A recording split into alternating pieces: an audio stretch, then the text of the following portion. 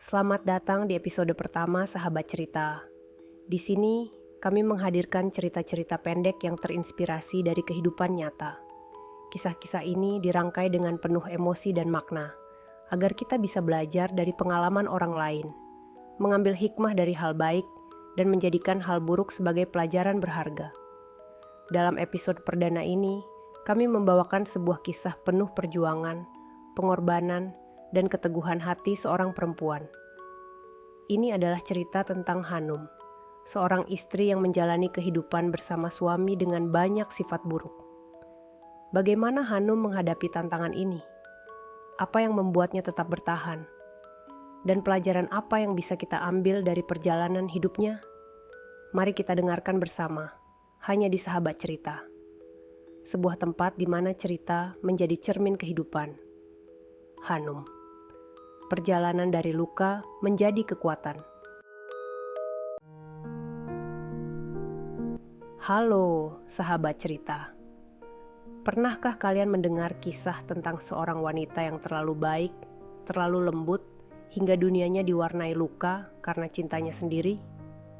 Hari ini kami akan membawakan sebuah kisah tentang perjalanan Hanum, seorang istri yang hidup dengan suami narsistik yang penuh rahasia dan manipulasi. Namun, dari hubungan yang penuh tantangan inilah, Hanum menemukan kekuatan yang tak pernah ia sadari sebelumnya. Ini bukan hanya cerita tentang rasa sakit, tapi juga tentang kebangkitan, keberanian, dan keteguhan hati seorang perempuan yang memilih untuk bertahan demi keluarganya. Ikuti kisah ini sampai akhir, dan temukan pelajaran hidup yang mungkin akan mengubah cara pandangmu tentang cinta, pengorbanan, dan kekuatan sejati. Baiklah, mari kita mulai ceritanya. Hanum adalah seorang perempuan sederhana yang terlalu baik hati, cerdas, namun sangat pemalu dan kurang percaya diri. Ketika ia menikah dengan Satrio, seorang pria yang tampak penuh percaya diri dan memiliki pesona karismatik, Hanum merasa seperti menemukan pasangan yang ideal. Namun, Satrio bukanlah pria biasa. Di balik pesonanya yang memukau, ia menyembunyikan sisi gelap yang perlahan meracuni kehidupan pernikahan mereka. Satrio, yang terlihat sangat sempurna di mata orang lain, ternyata memiliki sifat narsistik yang kuat. Ia selalu merasa dirinya lebih unggul, lebih berharga daripada orang lain, dan selalu mencari pengakuan. Kebutuhan Satrio untuk dipuja dan dihormati membuatnya berusaha keras menjaga citra di depan orang lain. Sementara di balik itu, ia sering mengabaikan perasaan orang-orang terdekatnya, termasuk Hanum.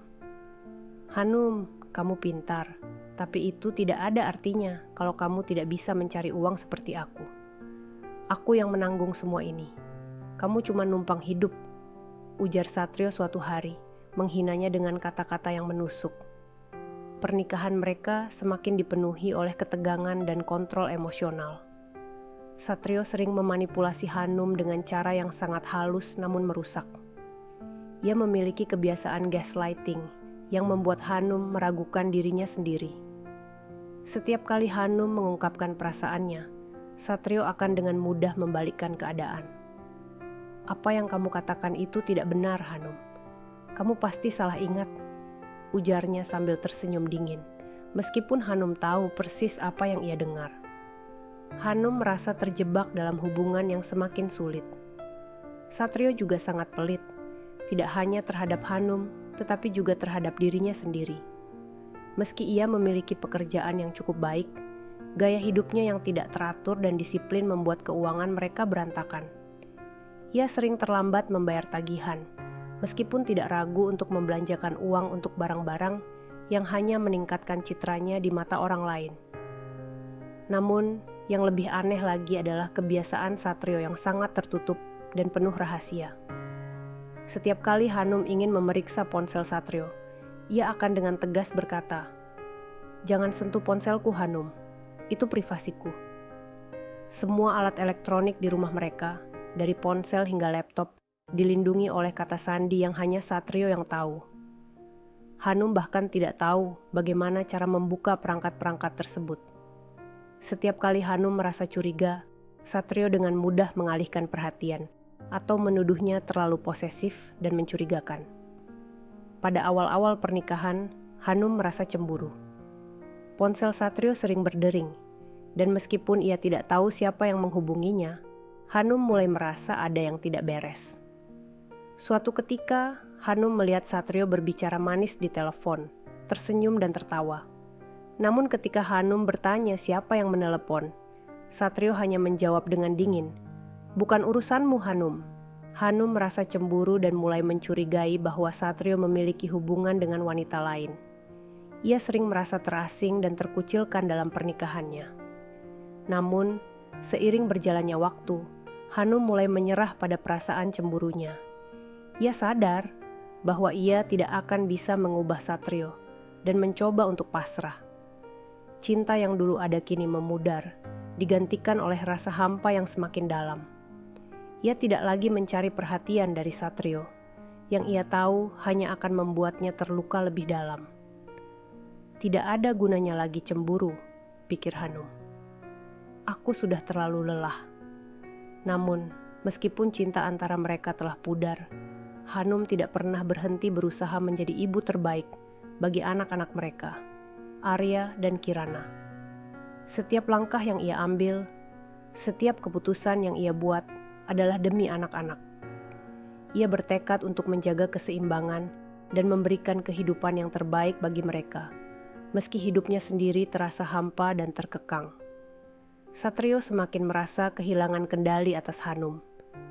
Ia tidak lagi mendapatkan reaksi emosional dari Hanum yang dulu sering terjerat dalam manipulasi dan permainan psikologisnya. Hanum tidak lagi mencurigainya, tidak lagi menuntut perhatian atau kasih sayang darinya. Ia sudah merelakan perasaan cintanya kepada Satrio, dan kini hanya fokus pada kesejahteraan anak-anak mereka. Satu-satunya yang Hanum inginkan adalah agar anak-anak mereka tumbuh dalam keluarga yang terlihat lengkap, meskipun pernikahannya tidak utuh lagi. Hanum mulai membangun kehidupannya kembali, memfokuskan diri pada perkembangan diri dan mencari kebahagiaan dalam kegiatan yang ia nikmati. Ia tidak lagi bergantung pada Satrio untuk merasa lengkap. Suatu malam, setelah pertengkaran kecil, Hanum menatap Satrio dengan ketegasan yang belum pernah ia tunjukkan sebelumnya. "Satrio, aku tahu kamu selalu ingin merasa lebih hebat dari semua orang. Tapi aku tidak hidup untuk membuktikan diriku padamu atau siapapun. Aku hidup untuk diriku sendiri dan anak-anak kita." Satrio terdiam. Untuk pertama kalinya dalam waktu yang lama, ia tidak bisa merespons. Ia tahu bahwa kendalinya atas Hanum telah hilang. Hanum tidak lagi takut padanya, dan ia mulai melihat betapa sulitnya untuk mengendalikan seseorang yang sudah tidak terpengaruh oleh manipulasi dan gaslighting lagi. Meskipun pernikahan mereka tetap bertahan demi anak-anak, Hanum merasa jauh lebih kuat. Ia tahu bahwa hidupnya tidak sempurna, tetapi ia tidak akan lagi membiarkan Satrio mengendalikan setiap langkahnya. Hanum sudah berubah. Dari perempuan lemah yang dulu, kini ia adalah seorang ibu yang cerdas, kuat, dan mandiri. Dan itu adalah kekuatan sejatinya. Saat Satrio menginjak usia 70 tahun, hidupnya berubah drastis. Pekerjaan yang dulu menguntungkannya kini semakin berkurang. Ketidakdisiplinan dan kebiasaannya yang ceroboh menyebabkan kondisi keuangannya kian terpuruk, jauh di bawah teman-temannya yang sudah lebih berhasil. Namun, Satrio tetap berpegang teguh pada citra dirinya yang superior, meski banyak orang mulai menjauhinya. Hanum, yang telah lama berhenti mencari pengakuan dari suaminya, tetap berada di sisinya. Cinta yang dulu mengikat mereka telah memudar, namun ikatan mereka sebagai pasangan tetap ada, terutama demi anak-anak mereka. Hanum tahu betul bahwa perpisahan bukanlah pilihan terbaik bagi keluarganya. Anaknya, Arya dan Kirana, sangat membutuhkan kehadiran kedua orang tua mereka, meskipun hubungan itu jauh dari ideal. Hari demi hari, Hanum merawat Satrio dengan sabar. Meski Satrio seringkali menunjukkan sifat narsistik dan penuh rahasia, Hanum tidak lagi terjebak dalam permainan emosionalnya. Ia telah menemukan cara untuk mengendalikan situasi, menetapkan batasan yang sehat dalam hubungan mereka tanpa mengorbankan kebahagiaannya sendiri. Suatu hari, ketika Satrio yang sudah semakin tua terlihat kelelahan dan kesepian, ia tiba-tiba menoleh pada Hanum. Di wajahnya yang tua dan penuh kerutan, terlihat sesaat penyesalan. "Hanum, maafkan aku," ucapnya pelan, suara yang hampir tak terdengar. Hanum memandangnya dengan tenang. "Aku sudah memaafkanmu lama, Satrio," jawabnya. Suaranya lembut namun tegas. Namun itu tidak mengubah kenyataan. "Aku di sini bukan karena kita harus bersama, tapi karena aku ingin memastikan anak-anak kita tidak kehilangan orang tua mereka." Satrio terdiam, menatap tangan Hanum yang masih menggenggamnya. Hanum yang telah melalui begitu banyak kesulitan dan penderitaan, akhirnya menemukan kekuatan untuk menerima kenyataan tanpa perlu melibatkan perasaan lagi. Dia sudah berubah, jauh lebih kuat, lebih bijaksana. Hanum tahu perannya bukan untuk menyelamatkan Satrio, tetapi untuk menjadi ibu yang baik bagi anak-anak mereka. Setelah bertahun-tahun berlalu, ketika Satrio semakin lemah, Hanum terus mendampinginya.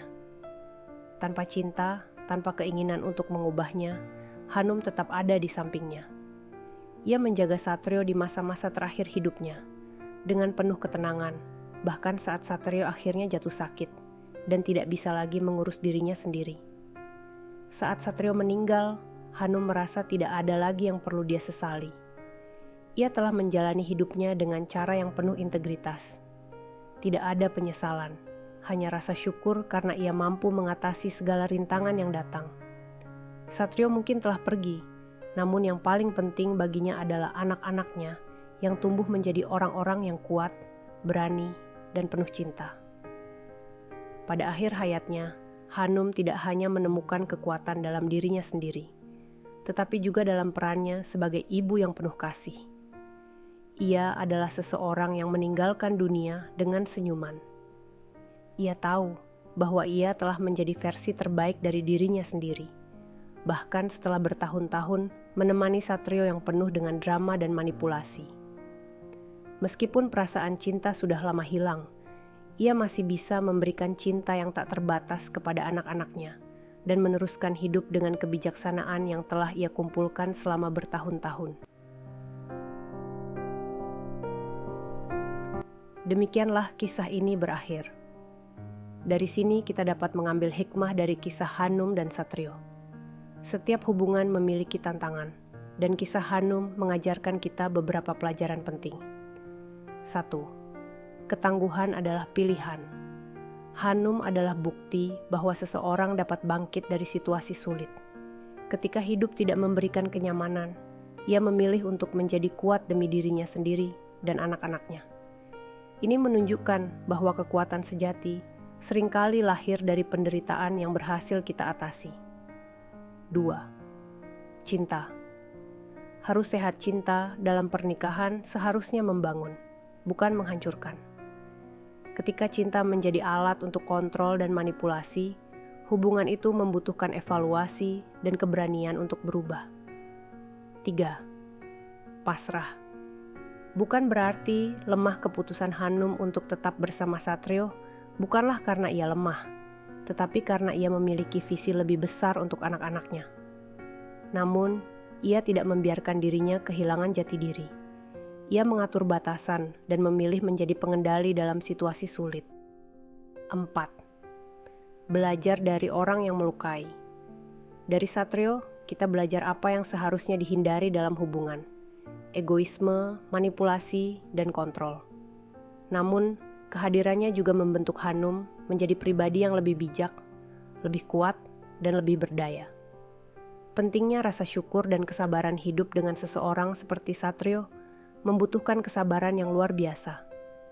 Namun, Hanum mengajarkan kita bahwa kesabaran bukan berarti menyerah, melainkan belajar memetik hikmah dari setiap tantangan.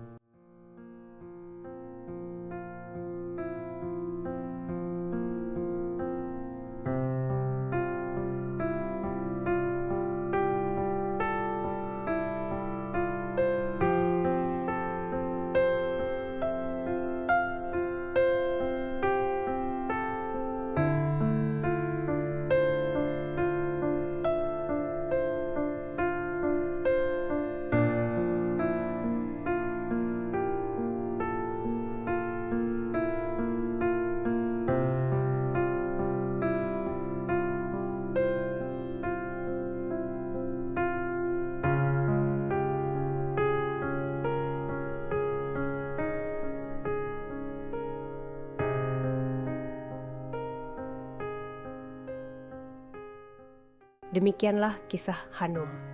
Perjalanan luka menjadi kekuatan. Semoga kita semua dapat mengambil hikmah positif dari cerita ini. Sampai jumpa di episode berikutnya di Sahabat Cerita, sebuah tempat di mana cerita menjadi cermin kehidupan.